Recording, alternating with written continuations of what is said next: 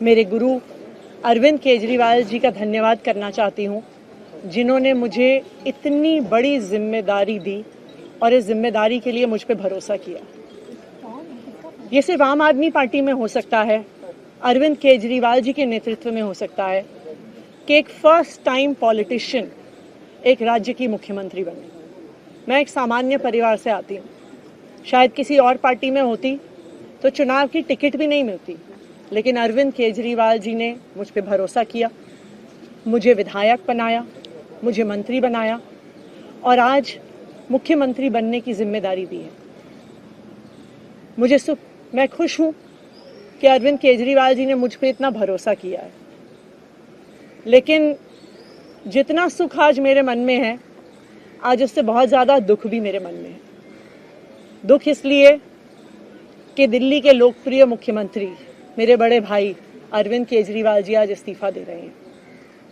मैं आज ये ज़रूर कहना चाहती हूँ आम आदमी पार्टी के सभी विधायकों की तरफ से, दिल्ली की 2 करोड़ जनता की तरफ से, कि दिल्ली का एक ही मुख्यमंत्री है और उस मुख्यमंत्री का नाम अरविंद केजरीवाल है।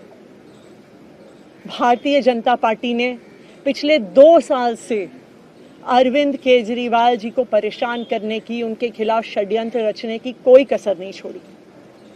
एक ऐसा आदमी जो अपनी IRS कमिश्नर की नौकरी ठुकरा सकता था, एक ऐसा आदमी जो एक नई पॉलिटिकल पार्टी से पहली बार चुनाव लड़के मुख्यमंत्री पद से इस्तीफा दे सकता था, ऐसे आदमी पर, ऐसे ईमानदार आदमी पर भारतीय जनता पार्टी ने भ्रष्टाचार के आरोप लगाए, झूठे केस किए, फर्जी केस किए, अपनी एजेंसीज ED को, CBI को उनके पीछे छोड़ दिया, उनको झूठे मुकदमे में 6 महीने तक जेल में रखा।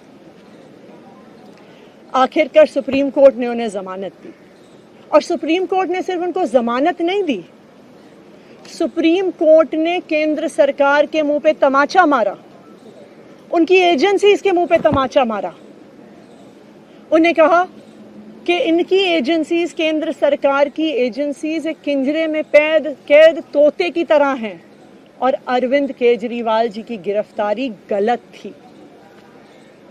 अगर अरविंद केजरीवाल जी की जगह कोई और मुख्यमंत्री होता, कोई और नेता होता, तो वो 2 मिनट नहीं सोचता मुख्यमंत्री की कुर्सी पे बैठने के बारे में। लेकिन अरविंद केजरीवाल जी ने वो किया जो आज तक इस देश का इतिहास तो छोड़िए, शायद दुनिया के इतिहास में किसी नेता ने ना किया हो।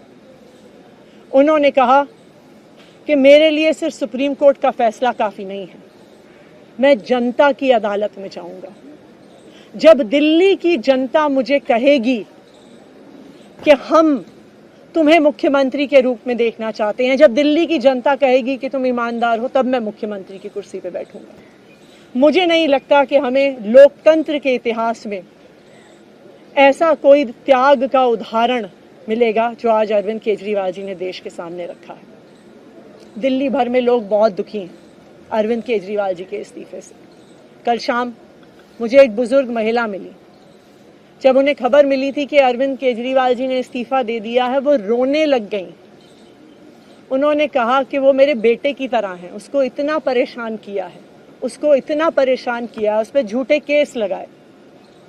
और उन बुजुर्ग महिला ने कहा कि मैं घर घर जाऊंगी, मैं घर घर जाके लोगों को कहूंगी कि मुझे अपने बेटे को ही मुख्यमंत्री बनाना है।